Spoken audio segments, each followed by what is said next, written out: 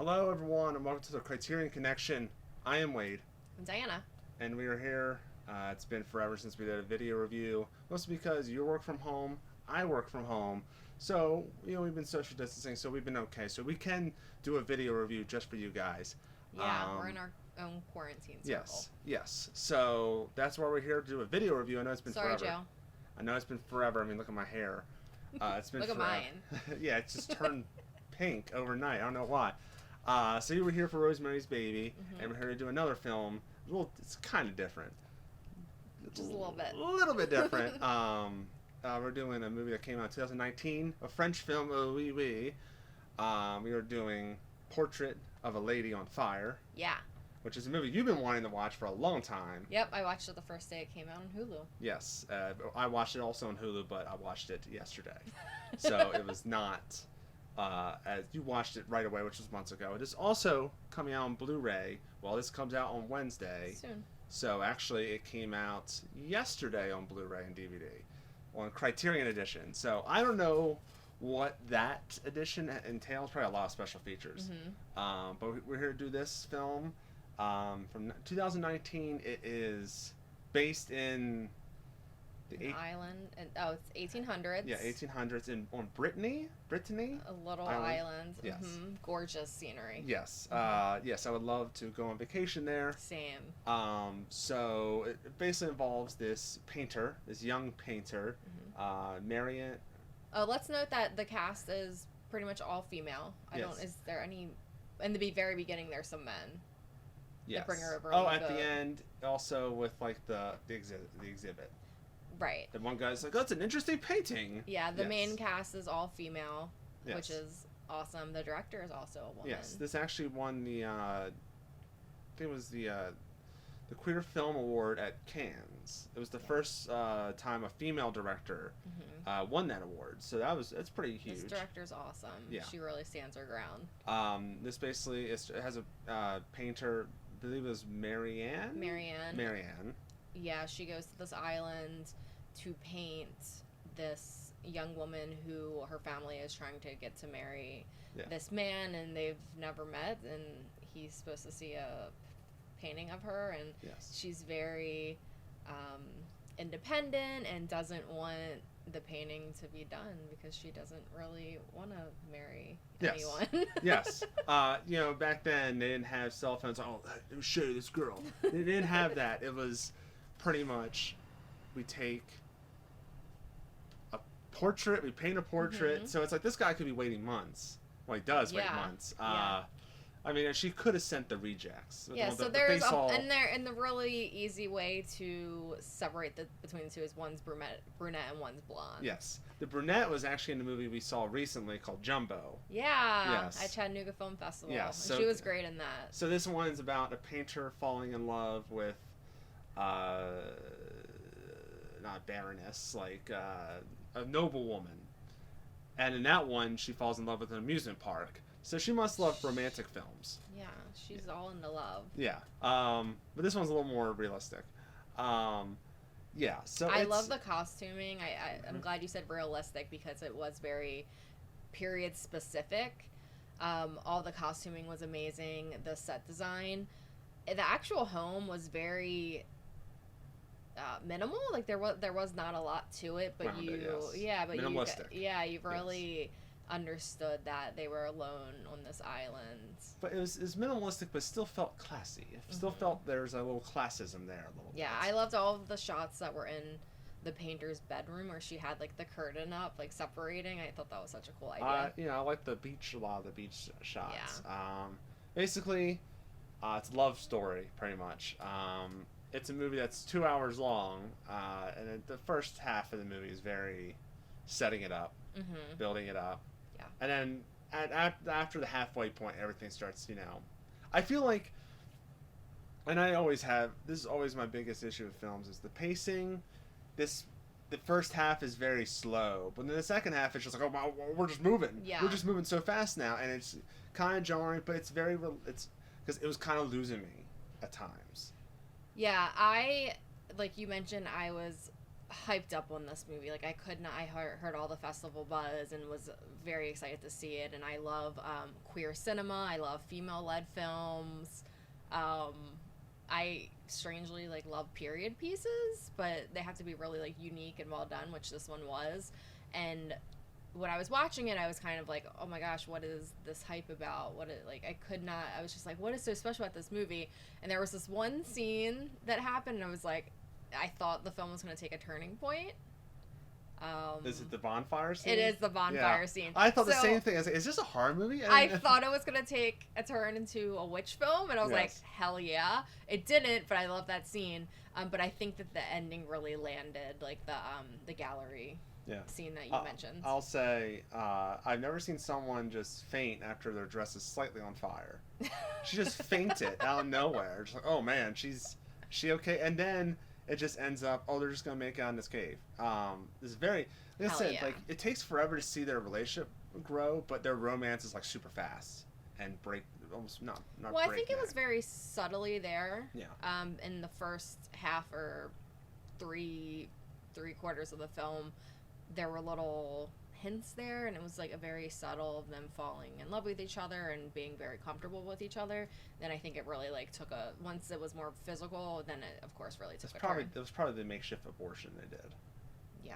That was that was a bonding experience. Yeah, did not need to see that, but I guess that happened back then. So yeah. But yeah, it's just a nice little relationship they have, and of course it doesn't end the way you want it to end. Of course. At different times. They didn't get beheaded. Let's just say it's not that kind of ending. It's more of like a bittersweet ending. Mm-hmm. Yeah. Because the painter, and this is a mild spoiler, the painter kind of gets what they want.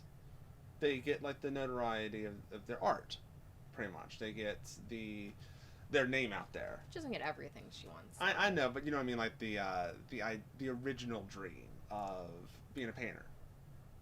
I didn't even take that away from the film, to be honest. I more so the scene in the gallery where she sees the book and the painting. Yes. That was, to me, that was her moment where she was like, wow, like that relationship really meant something. Yeah. I don't think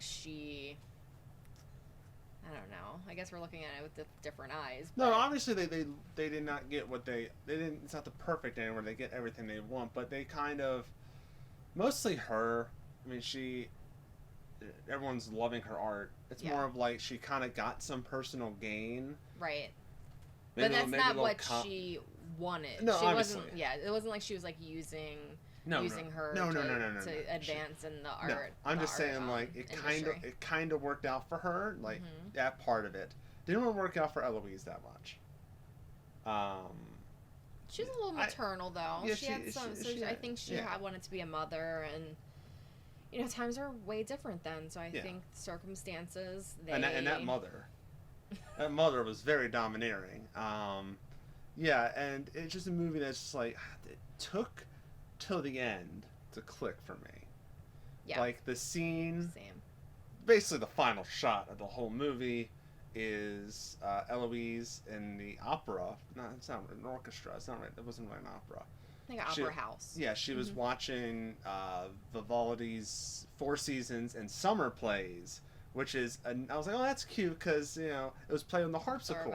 Yeah. It was a nice little callback, and then they just keep on that shot, and that shot's like 5 minutes long. It's so great. Shot. And you just see her just breaking down. I'm like gonna cry just you talking about it. And she has like a little smile at points of this breakdown because she's remembering the good things, but also she's realizing I can't have that. Yeah, the film, I think it has to do with the director being a female filmmaker, but I think that the film shows a really honest portrayal of women and relationships, whether it's a romantic relationship or not, and I love that last scene. It was really a very strong scene in my opinion.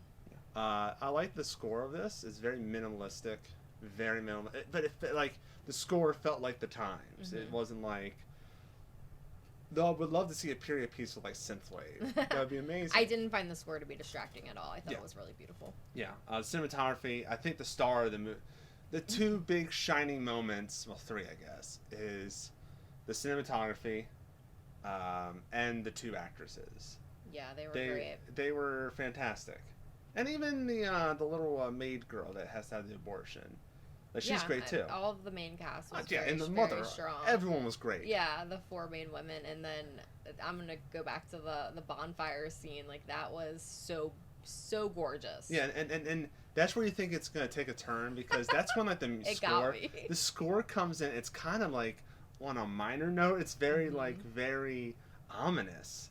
Like I'm like, I don't know what's gonna happen. Are they gonna have like an orgy or something? Well, as I was watching it, I was thinking to myself, how come no one told me this turns into a witch movie? Yeah. I thought it did take a turn. Then a goat shows up, and you're like, oh man. I thought it was like a very well kept secret, but I think it's a well kept secret, of course, unless you're listening. Especially if the Portrait of a Lady on Fire, witches being burned. Yep. Yeah, and then they're having this queer relationship, and they're just laying in bed naked for like half the movie. No, I was thinking that they could have been prosecuted for that. Sure. They could have been accused of being witches or whatever a man wanted to accuse them of if someone had caught them. Yeah. So there's a lot of it's kind of a simple movie, but it has a lot of layers to it. It's simple but not simple at the same time. It's a very girl falls in love with girl. Yeah, I think when you are recommending this to someone, you really have to be upfront with them and be like, it's a very specific film. It's not for everyone. It's not for people that don't believe in queer relationships. They're going to be very off-put. It's not for people that don't enjoy films with female leads. They're not going to like that. So I think that you definitely have to just like let people know like what they're getting into, and then I think the ride is like awesome. So if you're closed-minded, don't watch the movie. I mean, and fuck off, because you don't deserve to see this beautiful film. Yeah, so we're not, I mean, you just said that, but it's very specific. I don't know if we could say buy, rent, or skip, or, no, you can't say rent anymore. I guess stream, you can stream it too. I think rent. Yeah, I'm in the same boat as you at that. I wasn't blown away by this film. Right. That's why I would say rent, because there's a very specific niche that you have to enjoy to be like, I'm going to buy this film. Yeah. Like, I personally would buy this film before the viewers. I would say rent it, and then if you love it, then buy it. Definitely watch it, because it's Pride Month. Mm-hmm. Pride Month right now, so go watch it. It's on Hulu. Yes. So if you have a Hulu account. Anyway. So that's our thoughts on Portrait of a Lady on Fire. Yeah. Let us know in the comment section below what you think. What's another romance movie that we have to watch? What's another one? I know Marriage Story is next month, so maybe we'll do Marriage Story. I don't know. But Call Me by Your Name? No. Maybe one day. I'll be on that episode. I'm just gonna say, if Call Me by Your Name is on this on Criterion, they release it, whatever, you will be on the episode. I promise. We'll have peaches all around here. We'll have peaches some peaches for everyone. around here. The creature's gonna have a peach. Everyone's gonna have a peach. Peaches for everyone. And maybe some wine. Call it a Chalamet. This is a Chalamet. This is a white.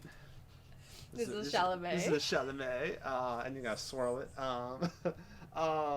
Let us know in the comment section below. We're continuing the romance train, though.